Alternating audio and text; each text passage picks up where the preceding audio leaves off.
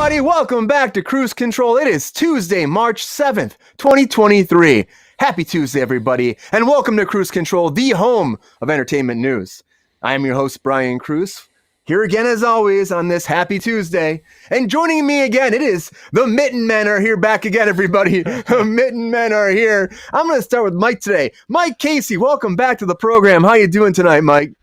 The Mitten Men. I was pleased when Jake came up when we came up with that last night, and I'm just as pleased now. Thanks for having me on, Brian. Yeah. Happy to have you here on this fantastic Tuesday.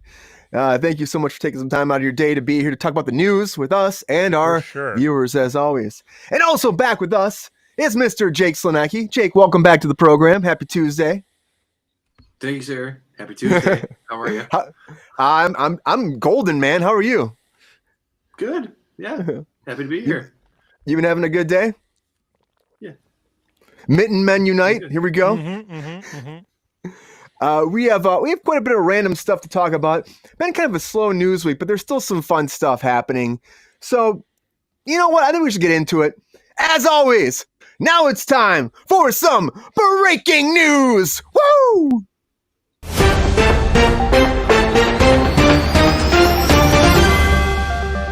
All right, everybody. The first thing I want to get into, the very first thing, and it's a quick thing, but the Guardians of the Galaxy 3.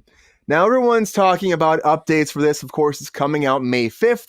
The biggest thing they're talking about, everyone wants to know about this. How long is the movie? How long is the movie? Everyone always says, how long is it going to be? Well, they're saying that Guardians might be one of the longer MCU movies, clocking in around 2 hours and 40 minutes.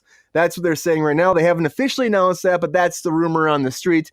Of course, this kind of goes up with Eternals, which was like 2 hours and 36 minutes. Wakanda Forever was 2 hours and 41 minutes. So, it's a pretty bulky movie, but again, it's the last one in the franchise, so it makes sense to just kind of give them the best ending. So I'm down for this. Let's watch it. It's not 3 hours. It's 2:40. That's not too bad. It's not too bad. It's right on the edge of really needing to take a nice nap in the middle. Right? It's not Avatar length. You know what I mean? It's not like it's like I can hold my pee that long if I need to. I can do it. For how long? 2 hours and 42 minutes. No, 40 minutes. Yeah, I can do that. You can do that, Jake. Maybe. Something else is in the news is the Batman 2. So the Batman 2 is officially going to start production on November 23rd. Really? So I know you got some time though. November 23rd. It's due to come out October 3rd, 2025. So we have some time until it actually releases. But they are finally moving forward. They haven't announced much besides Battinson's back, and we got Smeagol back. Smeagol? Yeah. Andy Serkis is back to be Alfred. But they haven't announced anybody else besides that. Of course, we're going to find out who the new villains are going to be. We'll see. There's rumors of Dr. Freeze being the villain. I don't know if that's true or not, but there's some stuff on the street there. So they're finally moving forward. This production's been, in pre-production for a long time. It is happening in the Elseworlds, yes, universe.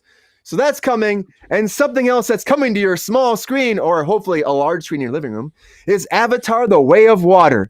That's right. It is coming out now to your local on-demand and digital streaming devices. And it's going to be out March 28th. You can find it on Prime Video, Apple TV, Vudu, and anywhere you can find your movies. Of course, there's going to be something along with it, though. 3 hours of bonus extra content. That's right, 3 hours. Cameron's like, well, you got 3 hours of movie. That means you need 3 hours of behind-the-scenes movie, right? So a lot of this is going to be with, there's different segments. The one he says is Capturing Pandora is a big section on this. And it shows Cameron's approach to performance capture with his cast performing in a volume-rigged stage with infrared cameras to capture their movement. And they also have head-rigged cameras, and they show you that too, to capture the emotion on their faces. And the boundaries of imagination are limitless, they say. Is there a lot more finalized CG that we didn't see that they cut down from a final edit, or it's just more... No, they're not saying that they're not saying that. There is an ending that they cut out. Well, they may cut part of the ending out where all the water people were coming in, and apparently at the very end, spoiler if you haven't seen Way of Water, but there was more of a sequence with the water people coming in. The water Navati, I can't see how that. Navi, yeah. There we go, Jake. You could hear me the whole time. From Nevada, yeah. Yeah, people from Nevada, all the Nevadians, they come in Yeah. at the very end with their pitchforks and surfboards, and they help out at the very end. They cut that out because they just didn't have time for it. So. This sounds like a better movie that you're describing. I want to see that one, Yeah, man. let's check that out. Yeah. Yeah, and then then Andy Serkis comes in there as Smeagol and he fights alongside them. It's pretty cool, man. You got Frodo, he puts the ring on, he's like, I will help you defeat the sky people, and he flies. It's pretty cool. I think they should have gone with that cut. Take my money, please. Yes, all of it. Speaking of taking your money, Mike, Michael Jackson biopic will be taking California's money, that's for sure. So, California's talking about their tax incentives moving forward. Well, apparently they're saying that Michael Jackson, the biopic, is moving forward. Of course, we know that. And it's going to be cashing in on these California tax credits. And they're saying they're going to actually give it $21 million to film here in California. Whoa. That's how much you're giving the Michael Jackson biopic. And they're saying because the commission said this is the most that a production's going to spend in California, like ever. So they're going to total 81.7. That's stuff. They're saying they're actually going to spend the most, but as of right now, California is going to spend 81.7 million for 24 projects across the board. But 120 million is going to be spent in California for Michael, and with that kickback, they're going to give them 21 million back. So, I mean, that's great, but then again, it's like, it's creating jobs, it's helping people come here. We've been talking about the other day, we said that we need more productions coming to California. Which kickbacks is that? Because that's definitely more than the 4% you were just talking about last night. If it's 20 I for know. 120. I know, that's what I thought too. So they're giving them more than that.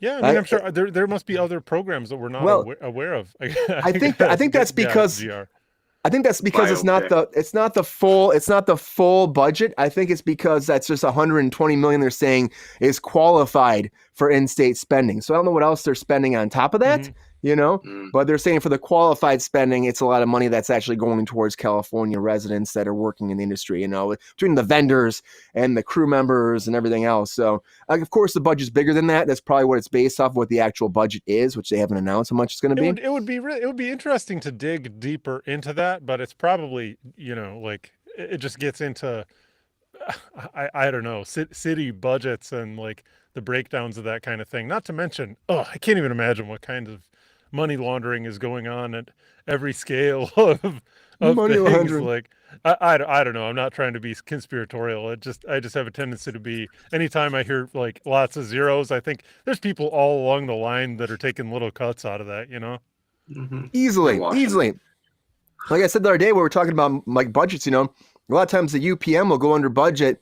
and whenever he or she reports, they report, right?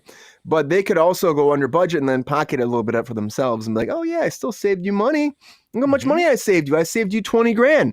Well, actually I saved you 40 grand, but fucking 20 is out of my pocket. You know what I mean? So it's like, you just don't know how they balance their budget. So this shit happens with these big budget productions, and you never know unless you really got into someone's ass with those books, and that's tough to do. But yeah, so that's happening. Michael Jackson's going to shoot here in California, which makes sense. It does make sense. I hope they actually go to Neverland Ranch and shoot there too and give it a little facelift, because it needs it. That place is falling apart, Right, Mike? Don't you want to go? Mike, let me ask you a question fast before I move on here, Mike. You want it to be preserved the way it is in your memories, Brian? I just want to ask you a question before I move on, because I saw you have a little snigger there, so I want to ask you a question. Mike, if you were given the opportunity, would you spend a week at Neverland Ranch? I would spend a lifetime there, presumably. I mean, it was optimized to like be a great place to have fun and hang out, right? I should caveat right now, I never saw the HBO documentary, because I'm not that much of a glutton for punishment, usually. And I presume that if people agree that these heinous things are going on, then that's the case. So, it's a good question, Brian. I don't know if I did already no say takebacks. Yes. If I could you know what? I'll say that tragedies have occurred all over this great land of ours. And if I'm able to put that out of my mind for the spot I'm sitting at right now, where doubtless countless genocides have already occurred, then I'll be able to do it at Neverland Ranch too. Why not? I did a poll for this, and most people came back saying no, but a few said yes. And like people are like, why would you want to stay there? I'm like, I don't know. There's a lot of history there. There's some bad history that runs around the outside. Yeah, I mean, the amusement park is apparently gone now. They pulled it all out, unfortunately. Well, but then. So never mind, you know? Yeah, but for me, I'm like, hopefully they go there and they shoot there and they actually give him his story justice. And, you know, I think it is a story to be told, like I said before, you know, regardless of how you feel about the man, you know, it's a story about someone that was, you know, got into music when he was young and went through a lot of shit. It's a really bizarre piece of American history, isn't it? And a big piece of it. It's a huge piece for pop culture alone, and also on top of that, it's a good tale to tell people of like what not to do, and like to your kids and how to raise them in this industry, and also Joe like Jackson, how bad it can go, like how bad can it go. And Michael Jackson was a prime like person to be looking at and like investigating and to see, because you know this shit can go bad anytime. So this is a person that made it big in this industry, went through a lot of shit, had a lot of court problems, a lot of things happened in their life. I think it's a story that needs to be told, regardless of how you feel about it, you know. So, you know, that's happening. Something else that's happening is, like we talked about before, the very last season of Ted Lasso is coming out. It's, of course, is dropping on March 15th. And people are still going online saying, like, well, we're going to do more, right? They're going to do more. This isn't it. It really isn't it. And then again, we have to have Jason Sudeikis come out and say, he goes, guys, this is the end of the story that we wanted to tell, okay? That we were hoping to tell, that we love to tell. The fact that folks want more and are curious beyond more of what they haven't even seen yet, don't even know what it is. He said, that's awesome, right? That's great. It's flattering. But maybe after May 31st, when it's all done airing, once all 12 episodes are done and released, they're like, man, you know what? We get it. We're fine with it being done. We don't need any more. But he says it's great that people are actually asking for it constantly, because it is a great show. So people are already saying, don't be done, but we don't even know what the story is going, like how it's going to end until we see it. So what he's saying is just take a breath, sit back. It's going to air very soon. Watch it, and we're going to give you a fulfilling ending to the story, because we planned this. How often do you ever actually, like in any show, get like a real decent, fulfilling ending that makes you feel like, oh, like it gives you that sense of completion and fulfillment at the end? Like it's such a rare thing. Very rare. As to like when it happens, you go, oh my gosh, that never happens. Like it feels so good. You feel all the like dopamine, all the neurotransmitters just kind of flushing out of your system, and it feels good. So it makes me happy that if he's saying like, he's like, okay, well, come back to me after you see what a great job we did wrapping it up. Like, so I hope that it's as as fulfilling as he seems to believe it is. I hope so too. I really do. I mean, I honestly love the first 2 seasons. 3 seasons does seem short, but then again, if you have a great story, it's all planned out, it's done, it's fulfilled the way they want to do. Come on, let them tell their story, and then afterwards, like he says, judge. But to me, I'm excited for them. They got this opportunity. Let him springboard off of it. Like now he's got the notoriety from this. He wants to ping that into his next project too, right? Yeah. He will. He totally will. And then, if you do love Ted Lasso so much, one thing you can actually get involved in and try to actually try to make it happen for yourself is booking an Airbnb at the tavern that Ted Lasso stays at, because that's happening right now. Apparently, Airbnb is going to rent out the actual bar, and there's like 2 bedrooms there, apparently, and they're making it for only like 3 people. 3 people can bring 4 friends or something like that, and they're going to charge $13 a night. And that's it, if you want to come stay at the Ted Lasso pub in the UK. So this is going to happen. It's moving forward. Like I said, they're going to have March 21st at 1 p.m. Eastern time. They're going to open the bookings. And this is going to sell out so fast, because I said there's only 3 days. So like whoever's like it's a numbers game. Whoever's the first person to click on it somehow in a million years will get it and book it and stay there, which is awesome. It's not an auction, or are they just giving you a they're just opening up. Yep, it's $13. They're opening up, and as soon as it open up, it'll be sold out in like 1 second, probably. Cool. Yeah. 3 nights, Wow. And it's kind of cool, because the actual bartender from the show, she's gonna be there the whole time. She's gonna serve people drinks there, and she's gonna serve them their food. So it'll be like you're actually in Ted Lasso at the bar that he goes to and staying there.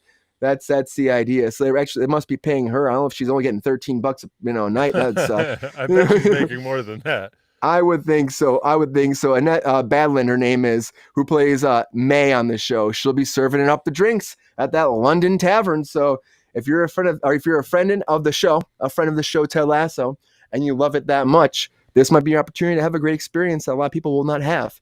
It's going to be pretty awesome. I'm going to try. I'm going to try too. You on Airbnb? I might be giving away. If you can muster the $13 together. Yeah.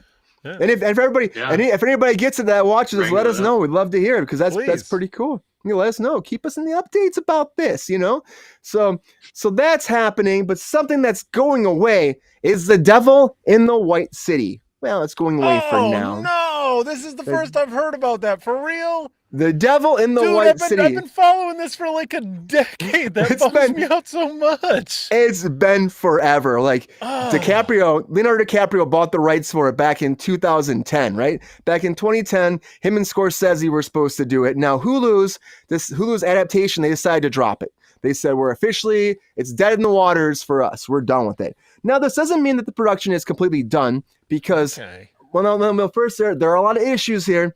The first one being that Keanu Reeves was signed on to be one of the main characters. Mm-hmm. He dropped out. So now he's gone. Todd Field was set to direct and executive produce. He left too. But the remainder of the team will continue to shop it around to other studios and hope that somebody will pick it up. DiCaprio's still on board. Scorsese's still on board to executive produce. It's a limited series now. Originally it was supposed to be a movie before, and then they changed it to a limited series. So, they've been working on this for forever, like Mike's saying too.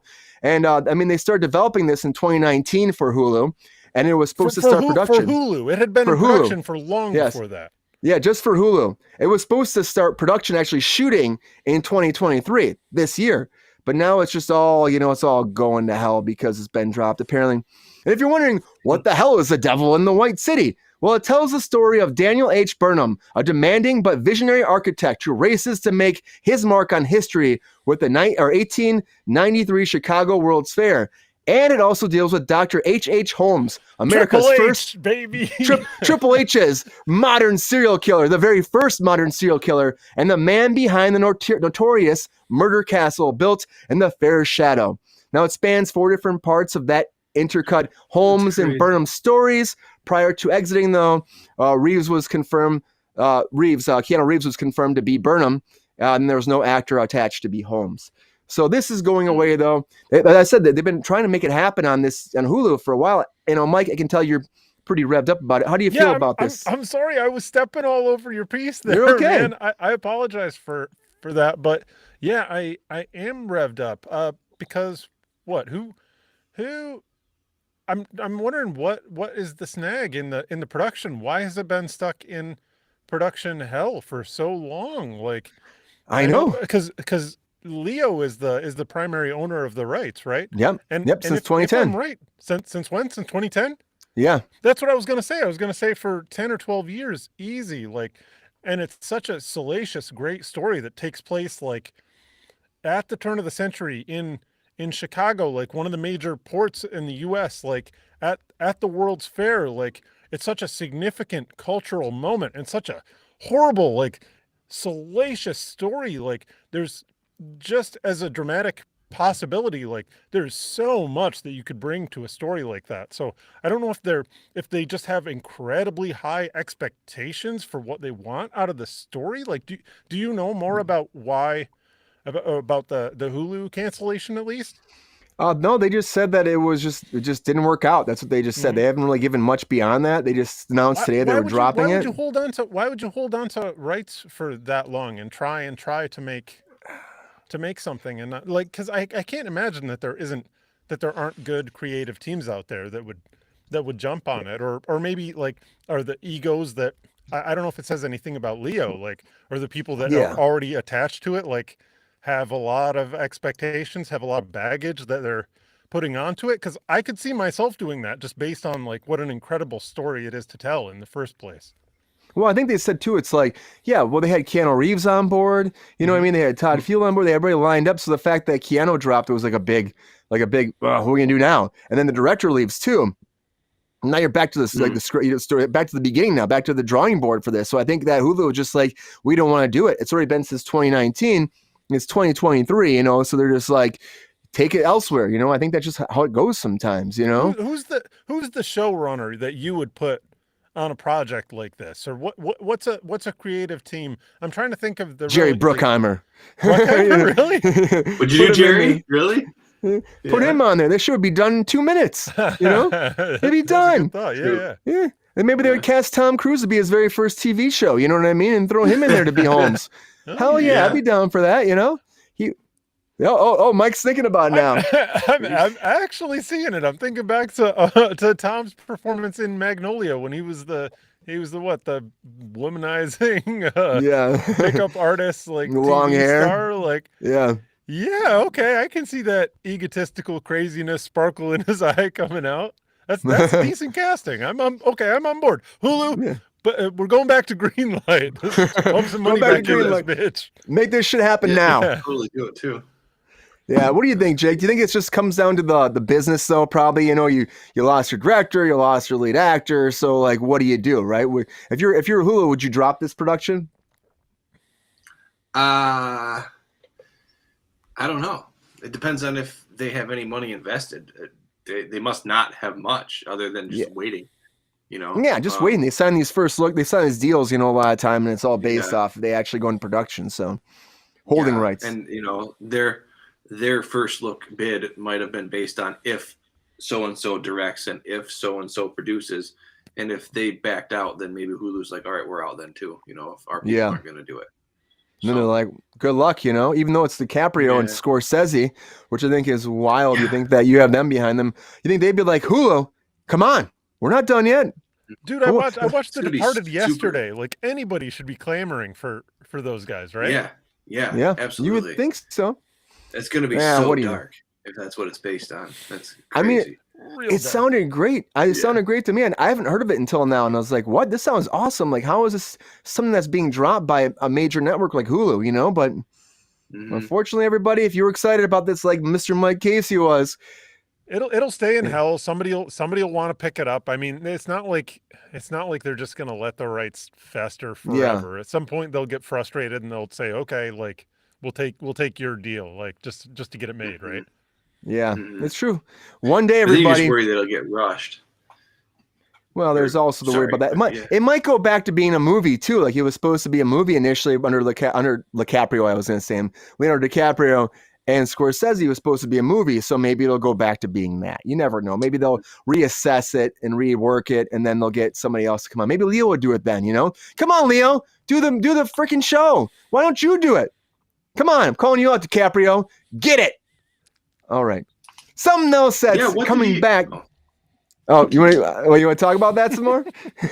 Something else that's coming back, everybody. We gotta keep this train moving.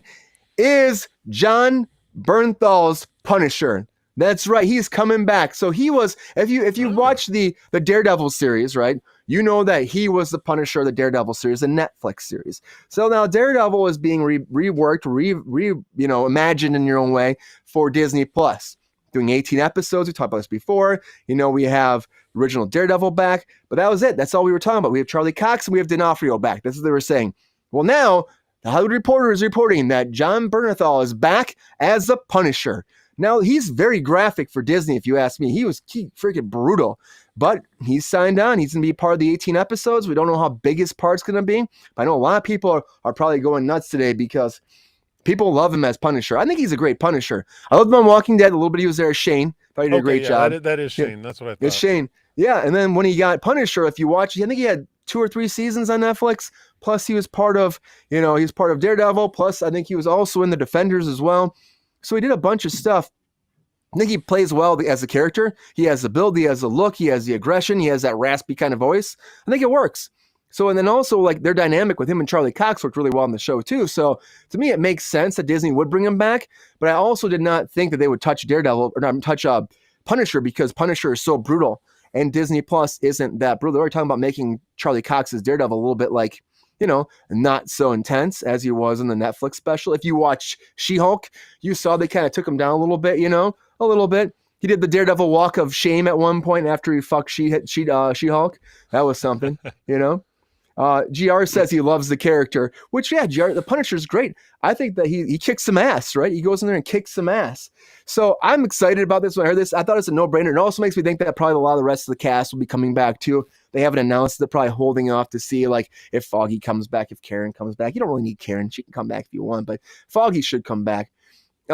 Mike, you've watched the Daredevil stuff before on Netflix before, and do you know his Punisher?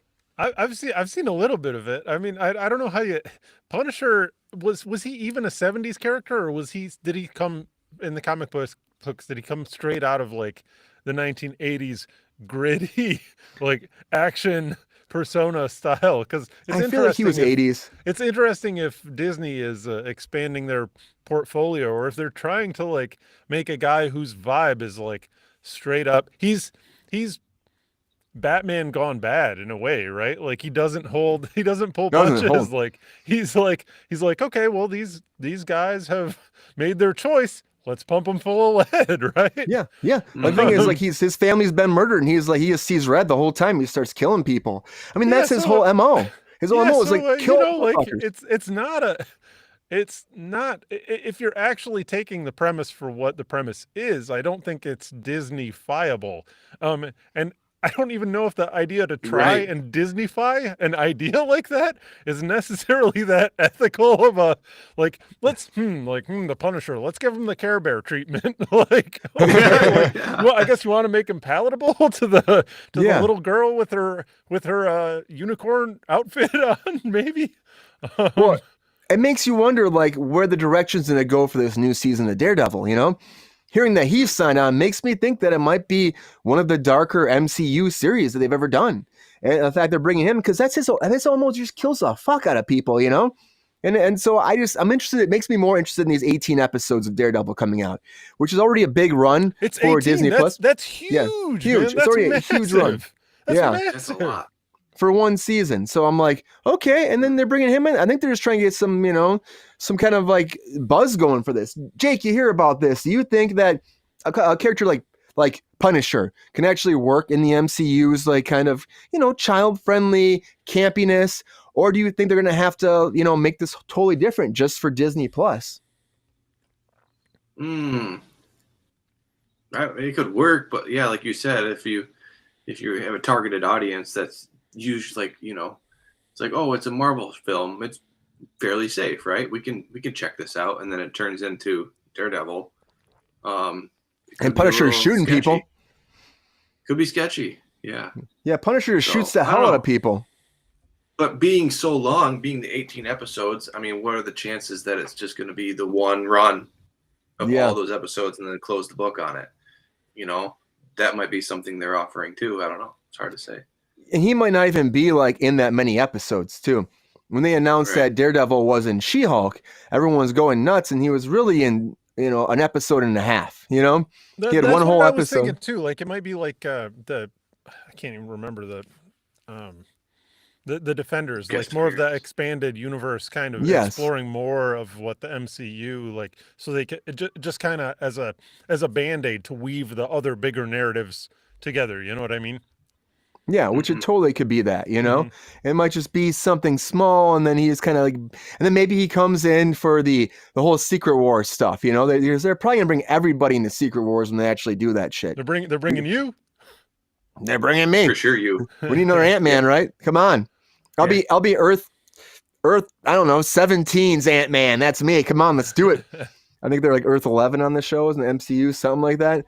But yeah, I read this. I think a lot of fans are excited about this. I know when I read this, it made me more excited for Daredevil, because Punisher might mean they're going to lean more towards that like rough, gritty Daredevil we saw on Netflix a little bit, as opposed to being, you know, happy-go-lucky, bright yellow Daredevil we saw in She-Hulk, which I liked. I think he still was the Daredevil he's supposed to be, but it was a little bit campier, you know? So my hope is that kids are raised with that stuff now, man. Disney, they're growing up along with their audience a little bit. They're like, oh, like, you know, kids can handle just, I don't know, kung fu style movies where Daredevil is just slapping the blood out of somebody's mouth. Like, they probably just think that people aren't fazed by that anymore, and they're probably right with that. That's just normal, right? Mm-hmm. But Daredevil is going to have Punisher, everybody. Punisher is coming back. The one you know from Netflix. Get ready. Coming soon. Something else that's going away, though. Going away is Barry. So, Barry is a good show. Like, I've watched, a little bit I've watched, I liked. Henry Winkler's awesome in this shit, too. They've done 3 seasons so far. The 4th season is starting soon. But we actually had this come out today where Bill Hader was like, I'm telling you right now, the 4th season is it. The trailer's out for the 4th season. Of course, Barry is a hitman in Ohioan hitman who comes to Los Angeles for a job, but ends up seeking redemption after finding community in an acting class. Now in prison for this new season, thanks to his former acting teacher, he is in prison, and now he has to kind of get out of these shenanigans. So, but the whole thing is, Bill Hader was talking about it, and he said, when we started writing season 4, they realized that there was a very clear ending presented when they were writing. Like, this is very clear. This is how it should end. They're doing 18 episodes. It starts airing on April 16th. And when he went to his head person at HBO and told them, they were like, oh no, what? Is there any? He's like, no, there's no wiggle room. We got an idea. It works so well. It ends this character. It's perfect for the show. Again, this is something we were talking about before. It's like, there's a good ending. Like, why force it beyond that? A lot of times it happens. Stranger Things was one thing where they were supposed to do 3 seasons, and that was it. Netflix wanted 5, so they ended up, the second season happened, and that really wasn't supposed to be there. And then the 4th and 5th were kind of supposed to be the 2nd and 3rd. So they kind of branched out these 2 different seasons that are kind of filler in a way, And maybe if you just had 3, it'd be a better story overall. I still love that show, but this happens sometimes. It's still good filler. So maybe Barry could have had some great filler too, but this is what happens sometimes. Game of Thrones, the same thing. They were supposed to be done when he goes season 4, and they end up doing 5 because HBO Max wanted more. So this is what Bill Hader said, and apparently it's fine right now, but it could change because it is HBO again. Jake, you hear about this. Do you think this is a good thing? Of course, the big thing for Barry is, too, even after the third, they didn't get much recognition until the 3rd season, and then they were all of a sudden nominated for 44 Emmys. They won 9 Emmys. That's pretty nuts. Do you think this is a good idea for them to step aside when they have all this notoriety and people are going crazy about the show? Or do you think that, let it end where they think is right? Let it end. Yeah. Oh, I like it. Like we were saying about the show previously, was when it's time to end it, you end it. And I think that shows the integrity of the writers and the producers, knowing we're not doing this for the money. We're doing this for the story. Yeah. And I like that a lot, because I think it takes a lot of guts to actually do that, and stand up to somebody who wants to make more. A lot of grapefruits. So I'm about it. Yeah, I'm about it. Like, when the story is done and you got it, and end it, Yeah. And use that as a springboard onto the next thing, because you have all that notoriety, and say, look, we can do it. This is what we did. And if you want something else, it'll be a completely different project, but this is the level of integrity we're going to bring to this other project as well. Yeah. So. And Bill Hader, this has only helped his career, flourish. So he's going to go on and do even more. He's done a lot before, but this really put him on the map more than anything else, which I think is fantastic. Yeah. So, let it end the right way he wants it to end, so that it helps his career and not fizzle out and people get mad about it. Because that happens too. It's all of a sudden you stretch it out and then people love the show and now they freaking hate a show because you went on too long. 5 seasons, or 4 seasons is pretty good. 4 seasons is pretty solid. Mike, have you watched Barry, and do you think this is a smart move to end it? Or do you think that with all this, all these people going nuts about this show, that you should just keep, banking in on this and keep going? I have watched some of Barry. I think that Jake is 100% spot on. I think that it does take a lot of integrity. I think it takes a lot of confidence in your own ability as creatives to say, okay, we've got a good thing. We've got money coming into us, reliable money, and to say no to that stream of money, because there are better, more interesting opportunities where you have an opportunity to tell stories that you think are going to be more fulfilling to you artistically, that are going to better serve the public that you want to cater to. So I agree that it's an impressive thing to do as creatives. Yeah. It seems unpopular. Well, yeah, it does. You can understand that that's not a popular decision to make the less safe decision, right? Right. And there's a reason why that's the case, and that makes it all the more striking when people choose to defy it, right? Yeah, it really does. And it's funny, it's happening to HBO so much too, which is kind of hilarious. So people are like, no, let's let us. Then again, it's a premium network. They have premium shows and stuff. People are putting a lot of effort in these things. So let it end where it's supposed to end, where it feels right. Because a lot of times they rush things. I talked about Star Trek Discovery just recently. They're ending, and it's that was unexpected. So now they're going back and doing reshoots and stuff. Yeah, they're ending. Yep, they're done. So this will be their last season coming out.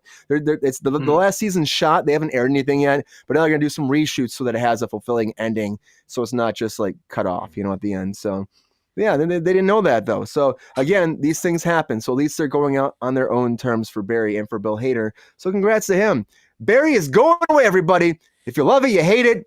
At least he leaves some good memories and some fondness, hopefully, in your heart. Yeah. Nice button, Brian. That was a great button. I loved it. Something else that might be coming back, in the near to not near future is Sherlock Holmes 3. Now, I want to talk about this for a second because the first two with Robert Downey Jr., RDJ. RBJ have been great. They're awesome. I like them. They're a lot of fun. They're a little campy, Guy Ritchie movies. So you know what you're getting yourself into when you see these. Great style. I love his style. But everybody keeps asking, like, where's that happening? Because they've been trying to shoot this since, it's been like 10 years now. When did the last one come out, man? Yeah. Yeah, it's been 10. Well, it's been this has been 10 years in talking about 10 years, right? And now what he says, what Guy Ritchie's saying, hey, everybody, it's out of my hands because Robert Downey Jr. said he wants to be in charge of this, right? He wants the ball in his court. So he's in charge of the script. He's in charge of the whole thing. I've moonwalked out, he said, until there's a time for me to get involved. And apparently Robert Downey Jr. is still developing. He's in control of everything. So before there was some motion, but then it stopped, and there's some motion, and it stopped. So for me, it's like, I think this movie should happen eventually, especially he probably needs a break, Robert Downey Jr., to be after being Iron Man for so long. He's probably just like, give me a break. This happened, I think it came out like before Infinity War. This one came out. It came out like, yeah, I think it's actually before. I think it's between Iron Man 2 and Iron Man 3. I think this came out. The second one? I was living in Hawaii in a coffee shack on the side of a volcano when that movie came out. Like, that was a totally different period of my life at that point. I didn't know that was a true story that you did that. So that's fascinating. I'm jealous a little bit because I love Hawaii. I went there for a week and I just didn't ever want to leave. Yeah, it's like one of the best places in the world. GR, one of our star people in the chat here, our star viewers, he actually was there forever. He lived there for like 4 years, 5 years, something like that. Maybe long. If you ever talked to him about it, he freaking loved it. He has great stories about that. But yeah, so this is something that's like, it's very minimal news. It's something that's out there. Guy, what you're saying, it could happen. Jake, is this something you want to see? Do you think that Robert Downey Jr. will actually do this eventually, or do you think this will probably just stick in limbo until, forever? Right. I hope he does. I think it'd be kind of cool. Do we have any examples of him, has he had this much control of anything else in the past that we have a reference to? I don't expect something, or it could be, RDJ? It could be. Yeah. I mean, it could be wild if he's running the whole show. So. And maybe it's one of those things that he hasn't been that much in charge, so he's really taking his time with it, because he wants to be a certain way. I mean, he's not directing, but the thing is, he's still got his hands in the script and everything else. And I imagine that he probably has a lot of stuff he adds to scripts as it is when he's part of it because he's so funny, Sure. So, yeah. I think it's a good thing. I mean, I think he does a great job in it too, and it's like I think it's a good combination together too, and. So I hope it happens. Mike, what do you think? Think this is going to happen, or do you think this is going to sit in limbo forever? You make a good point, Brian. I think RDJ very clearly brings a lot of himself to the roles that he inhabits, and I think that's probably a lot of what people are paying for when they call RDJ into a project. I was just looking today to see, like, on my Just Watch account to see if there were any Paul Thomas Anderson projects that I'd missed out on. Apparently, there's the documentary that he made about Robert Downey Jr. and his dad called Senior. That looks really good. Yeah, that I haven't seen yet, and I put that on my short list right up at the top. The first two Sherlock Holmes, I mean, dude, they're popcorny, but with that Guy Ritchie edge. Brian, I know you love the Sam Raimi shot of like, and then the zoom in, like the action of like zooming in. So good. It's so funny because over the past, almost 30 years now, Brian, how do you feel about that? Over the past 30 years, that's a standard establishing shot, like in terms of an action movie. Like, it's sad to even admit that, like, that's part of the standard sandwich board that they're putting up. But yeah, I mean, RDJ is great. The first two are great. I don't know in terms of cinema, but I don't know that that's what he or Guy Ritchie or anybody that's involved with is trying to make. I think they're trying to make super fun movies. And Yeah, both the of first two are previous fun. were successful. So Mhm. yeah, there's no reason why you would not make a third one of these. Like, And Jude Law was awesome in it too. You know, their exactly, combination yeah. was great. Yeah. You know, Jude Law would be down for this too. He'd be right back too. So Yeah, and yeah. I'm sure that they would make it as easy on those guys as possible. It's not going to be really difficult shooting schedules. They're just going to be back to their trailer and then come out and then, okay, do their lines and then have some more carrot juice and go back into the trailer. I don't know. Laughing the whole time. Yeah. Everybody, Sherlock Holmes 3 is coming. We hope it's coming, right? If it doesn't come out, well, it's very unfortunate, honestly, at the end of the day. But maybe this will be something that'll be like, we're talking about a passion project for him, and he'll eventually get ready, kick some ass and do it in between some other Avengers movie. But what do you think? Are you ready for some Sherlock Holmes? Hell yeah, we are. That's all I'm saying. Something that you're not ready for, though. I guarantee you're not ready for this. Because I saw this and I'm not sure if I'm ready for this shit. Is the Unicorn Wars. That's right. Unicorn Wars, everybody. This is something that it's a head trip when you watch the trailer. Nice image to pull there, Brian. It's so good. Cute. It's quite something. So this is an animated, animated, or is that Laffy Taffy?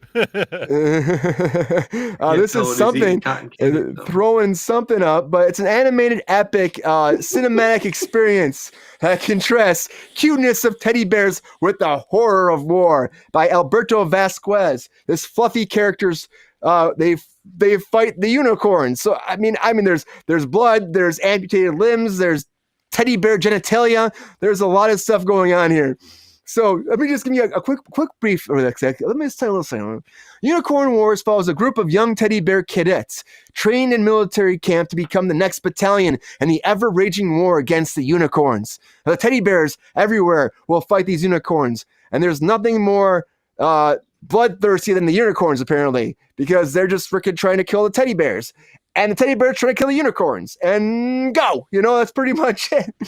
Now, if you watch this, it's definitely something that's psychedelic and weird and graphic. There's a one point in the trailer where a bear rips a unicorn's head off and goes, ah! And then they're chopping each other's heads off. And there's brainwashed characters. And there's a lot happening here. But all the teddy bears are told that they have to kill the unicorns in order to survive. They don't know why, but they have to. Anyways, I saw this trailer, and I knew we had to talk about it because I'm like, this is fucking ridiculous. And the animation is really cool. The style is great. Subtitled, which is fine because the content is hilarious and it's weird and it's just out there. It's very graphic. It's super graphic. You watch trailers. I'll bet you that it's ultimately upsetting more than funny once you watch the movie. Yeah, probably. I could see that. I could definitely see it being upsetting. I don't know, and they showed them going through boot camp and they're training, and then you think what the hell is happening? And then they're doing the little hearts, we love each other. And next thing they're cutting people's heads off or unicorns' heads off. And the unicorns are fucking brutal in this trailer. They're using their unicorn horn to stab through people and shit. And they look vicious. Mm-hmm. They look super vicious. That's oh my God. Mike, you saw this trailer. Is this something that you would watch? Is this something that makes you excited? Do you think this is a good movie? Or are you please say no to unicorns? First off, Brian, I'm thinking of what your next wrestling persona is going to be. And when I see you say the unicorn and come raging with your horn, I think that you could be donning a multicolored leotard and really come unleash the unicorn. Come after Ric Flair in the ring. Yeah, you've already got your bit set up.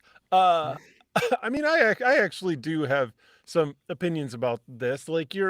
You're right. The animation looks terrific, and it's easy to just think of it as bizarre because it is, and just psychedelic because it is multicolored flash and craziness.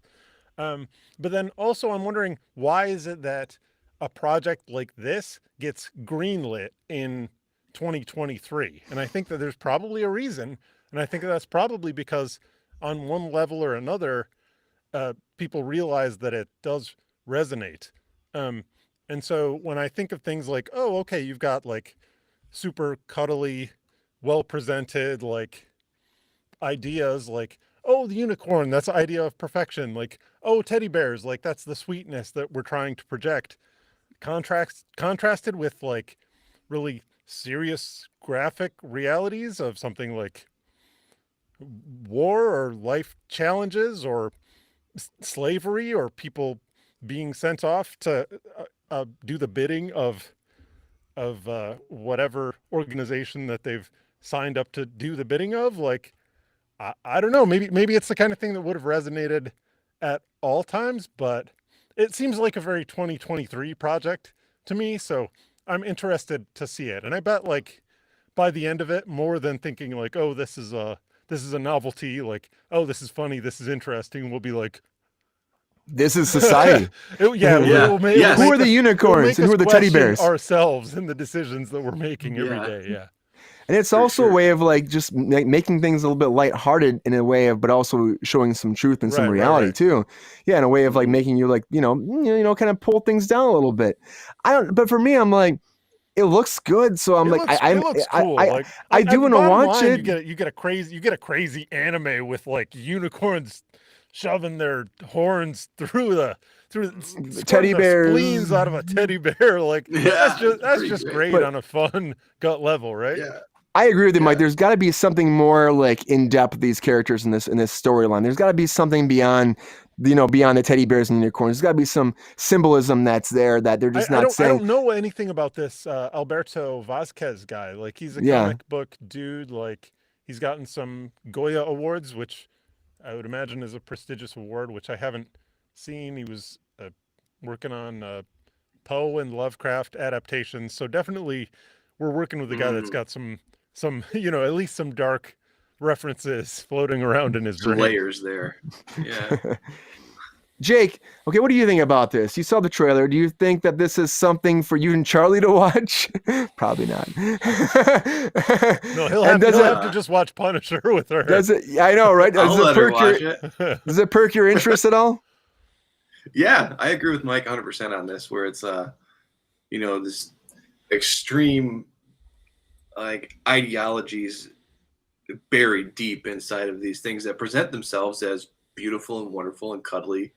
It's look at any large civilization, the characteristics are there, throughout history. And I think it's a cool way to kind of tell that story and to show the violence that can be unleashed from something that doesn't appear that way on the outside. It's like the inner problems coming out. And I'm excited. I will not watch it with Charlie yet. Someday, we'll click it on. But yeah, I can see that. I mean, it's quite a bit, and it's so gory, and that it's probably gonna turn some people off. I mean, it comes out in March. It's come out this month, so I mean, you got a chance to watch this pretty soon here. I think it's like March 10th. So if you want to see some teddy bears and some unicorns rage, this is your movie. It really is. I can't imagine it's for kids right now. I just don't think so. I am interested to see, like, watching it to see what else it's actually trying to depict, like, be it a societal, like, like substance that's like we're talking about, or some kind of like topic or something that's happening in the news, or something that's happening in our lives, being 2023, maybe something we've gone through. There's got to be some kind of symbolism behind it, because like there's just to make something like this up has to be like Mike was saying, you're making light of something and trying to like, it's like the like look over here, it's like a magic trick in a way, but it's also it makes it a little bit more palatable, like Jake was saying. Right? So I don't know. Watch it for yourself, everybody out there. Just check out the Unicorn Wars, and you'll know what we're talking about, because I'm just like, Unicorn Wars, let's go. Get them, teddy bears. I'm cheering for the teddy bears. That's all I'm saying. Something you don't else. Even know who the teddy bears are yet. I'm cheering for them. I have no idea. But as of now, that's a good point, Jake. You got to put that on the tally, because once we find out who the teddy bears very clearly represent, then Brian's Nazis all of a sudden. It might be problematic looking back. Yeah. Call you out. Or it could be, or you could just be the freedom fighter that we always knew you were, Brian. I could be. You never know. I could be. Just want everybody to be happy. Be happy. Watch some unicorns and some watch the unicorns fart rainbows out their ass and then shoot blood through their antler horn thing through teddy bear's guts. Do it now in this month of March. Anyways, something else coming out that doesn't have blood and guts is called paint. Now, paint it's supposed to be, I mean, the colors of it have blood and guts colors, the colors of the rainbows, if you will. But Owen Wilson is coming to play a public television painter that looks a lot like Bob Ross, because he's pretty much fucking Bob Ross. But they're not really saying he is. They're saying they're not saying he is. They say he's Carl Nargle. That's his name. Carl Nargle. So he looks like Bob Ross, but he's playing Carl Nargle. It comes out April 7th, 2023. In paint. So he's Vermont's #1 public television painter who is convinced that he has it all. A signature perm, a custom van, and fans hanging on his every stroke of his, what? Paintbrush. Until a younger, better artist steals everything that Carl loves. This has a 96-minute runtime, and it's going, like I said, April 7th. It's coming to theaters. 96 minutes. That's what I want. Get me in and out. I've got things to do in my evening. Thank you for so it doesn't just have to be, okay, come home, grab the Taco Bell, put on the movie, and then go to sleep. And be done. 96 minutes, okay, I can have an evening now. Thanks, guys. So anyways, this is coming out. I mean, he's supposed to be Bob Ross. Really, I mean, if you watch the trailer, he's fucking Bob Ross. I don't know why they're even trying to play it off like he's not. Because even his pose, if you look at his pose on the posters, I'm pull this up to Jake for a second. You guys can see his little Bob Ross picture because he looks like Bob Ross in this. But Jake, does this perk your interest at all? Do you think Owen Wilson plays a good Bob Ross, or do you think that this is just pointless? I don't know. It's clearly a pull from Bob Ross because the pictures they show him painting look exactly like happy trees. So I don't know what they're, there's, I don't want to watch it, but I probably will just because I'll be mad while I'm watching it. The trailer was kind of fun. The trailer was kind of fun. He's all excited as a celebrity, and then all of a sudden he's painting things black and he's breaking his art and he burns a wall down, which I really can't see Bob Ross doing. I feel like he was a very calm human being, but I mean, who am I to know him? I don't really know the real Bob Ross or the real Carl Fargo, Mike, what do you think? Do you think that Carl Fargo is an insane human being that will burn a house down, or do you think that that maybe he is a little bit Bob Ross and they're just trying to stretch the limits with it and make it a bigger spectacle than his actual life? No, this is clearly an independent story. I think Jake is totally off base here. There's I don't know what you can see. His perm is completely different.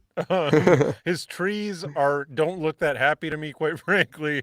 I think that if you look at the moon reflecting in the paintings and the trailer, it just doesn't have that Bob Ross sparkle. So I think they're really going a different direction with it. I don't know. Is this a story that needs to be told, Brian? I mean, I appreciate you looking. Let me click through the memes today. See what's trending. Oh, this is interesting. I bet we could pull a story out of this. And make some money. Who wrote the story? What are they trying to pull out of it? I'm sure they'll pull out a very heartwarming story of frustration, but ultimately, enlightenment of love in our own particular scenarios and circumstances, which is a great Bob Ross tale, but also that's just the standard Hollywood marketing. It's original. Formula, right? It's original, I guess. That's a good thing. But for me, if I were to vote right now, I'm going to say thumbs down because I don't really see a point of it. I really don't. I maybe I'll put it on one night when I'm drunk. I don't know. Maybe I'll put it on in the background. I don't really see myself sitting down and watching it. Man, it's comfort viewing. 100% Yeah, watch it. Owen Wilson just bopping like Owen around Wilson. going I'm painting trees and then getting mad and burning down a house. That's just fun and easy. That begs isn't asking me to ask myself any challenging questions as a viewer. Frickin' psychedelic teddy bears fighting the unicorns, right? Getting all fascistic. I'm more prone to watch that. Who's the real problem here? None of that is going to be present in Owen Wilson just doing his happy tree scenario, bopping around and teaching us a nice little Hollywood message. So. Because I'm not as cynical as I used to be, yeah, I'm on board. Not for anything life changing, more like just like nice little affirming story. I'm sure I'll enjoy it. Yeah, it could be nice and heartwarming. He's probably got a great moral story at the very end of it, like a moral wrap up that, maybe he decides that, he's not a womanizer anymore. Because it seems like he's a womanizer in this, and maybe he becomes a better person and he learns to paint better. Maybe he finds peace in his life somehow, which is probably what they're going for. Maybe he abandons the painting and becomes a womanizer full time. He might be. I will tell you this, though. Owen Wilson makes a lot better choices for his movies than Luke Wilson does. Because, like I said, Luke Wilson had it's called The Best Man movie, and I watched a trailer for that, and that was god-awful garbage. And, I just saw him, he's also been in the CW Stargirl, which, good for him. He's in a superhero show, but that show, too, was, again, I'm part of the problem. I watched it still. Anyways, Owen Wilson, I love you, man. Friend of the show. I think you do a great job all the time. Yeah, I love you in some Loki. Keep going. You know what? If you're having fun, do this. Give us some more Bob Ross. Whatever. I'm down. Like you make me smile all the time. So I'm still not gonna watch this, but Bob Ross coming to your TVs and movie theaters soon. Or Carl Fargle. Get your Fargle while it's hot. Anyways, now it's time for what our featured story of the night. Get it.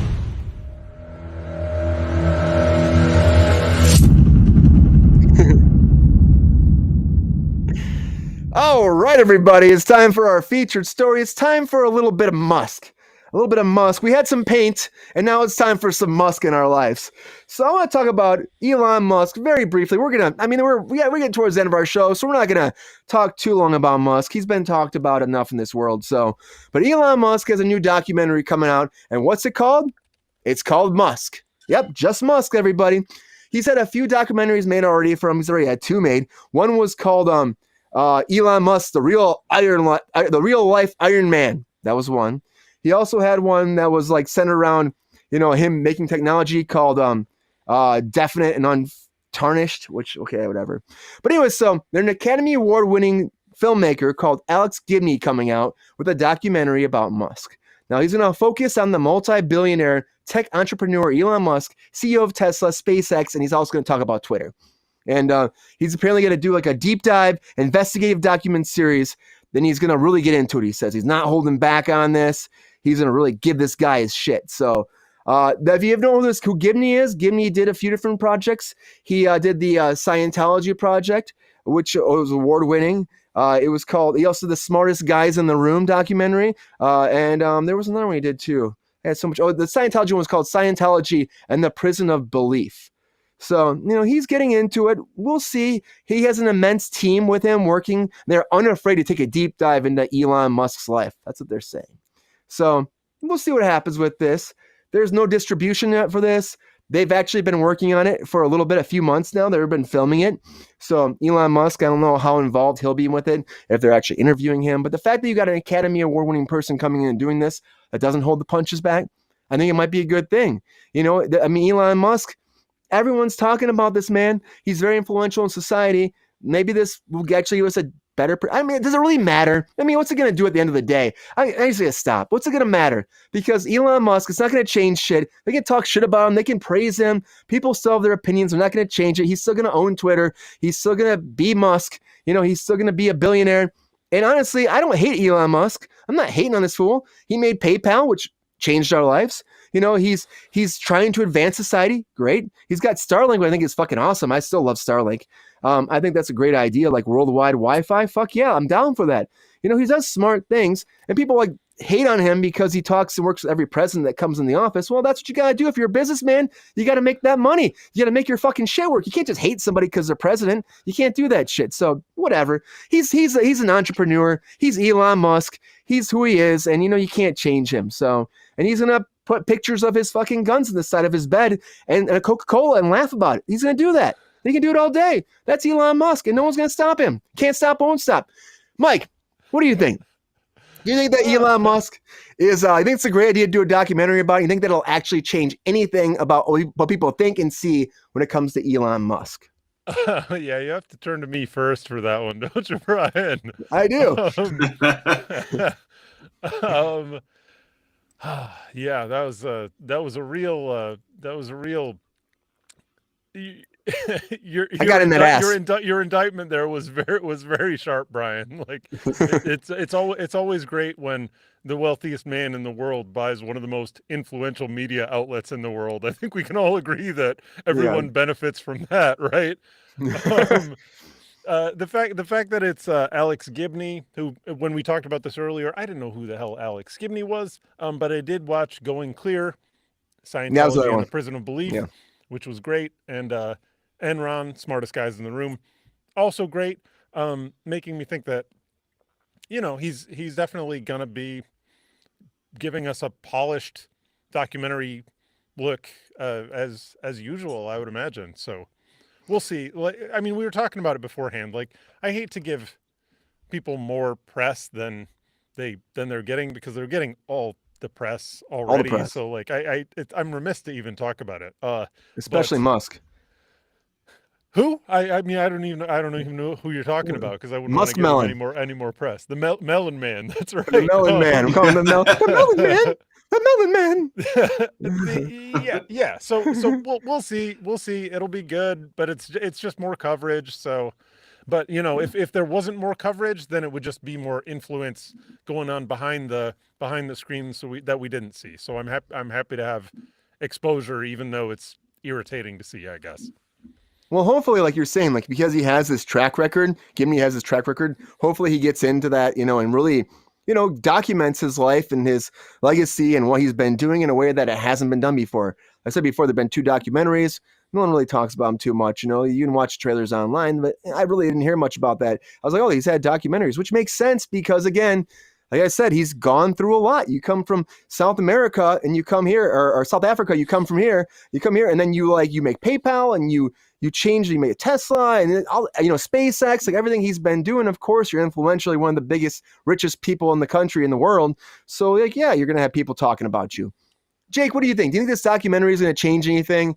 And do you think it's he's going to shed some light on Elon Musk, and or do you think it's just going to be more just smoke up someone's ass? I don't know. He's an easy target, so it's it could be interesting to see like what topics he chooses to elucidate. Like what is it going to be?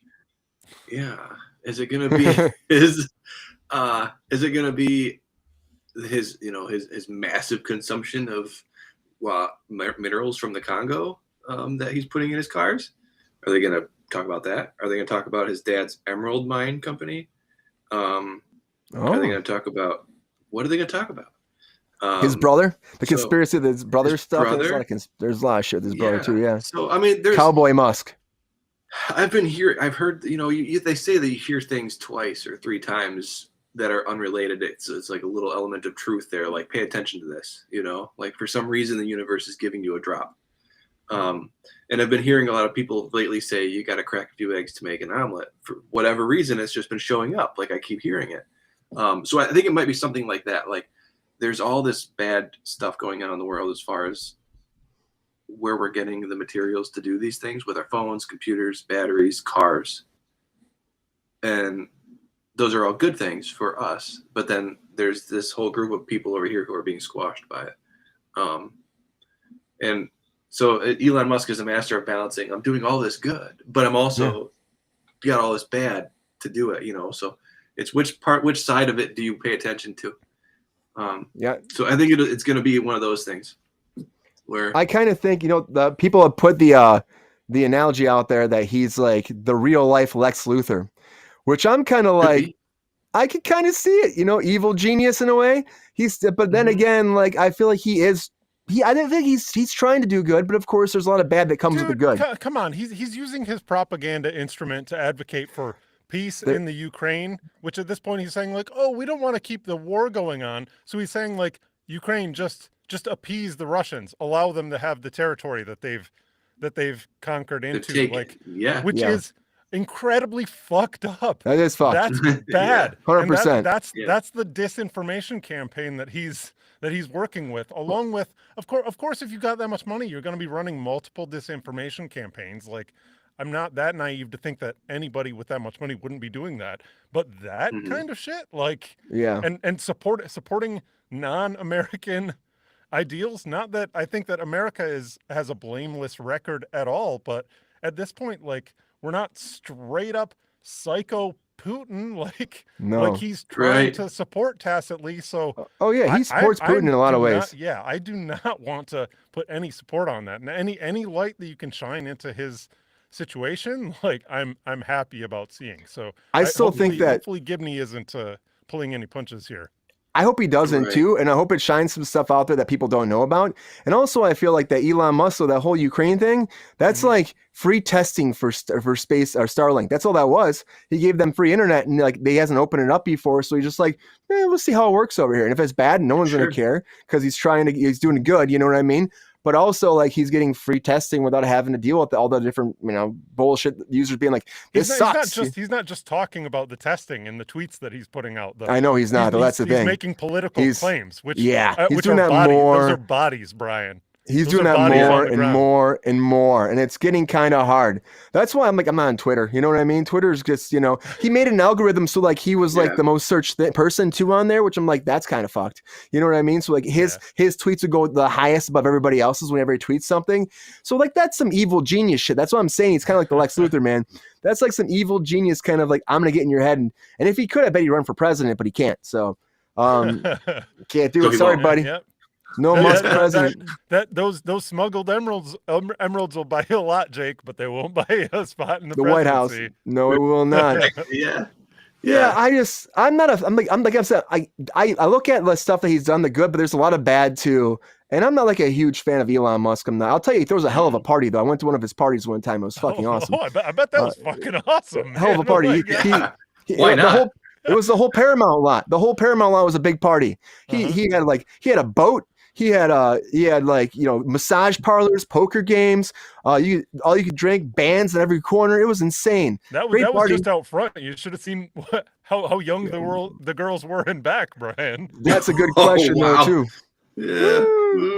I don't know. I feel like he's done a lot of bad and a lot of good. And honestly, we're never gonna not hear about this name. This name is out there. The Melon Man is going nowhere, everybody. The Melon Man. Yeah. Don't fear the Melon Man.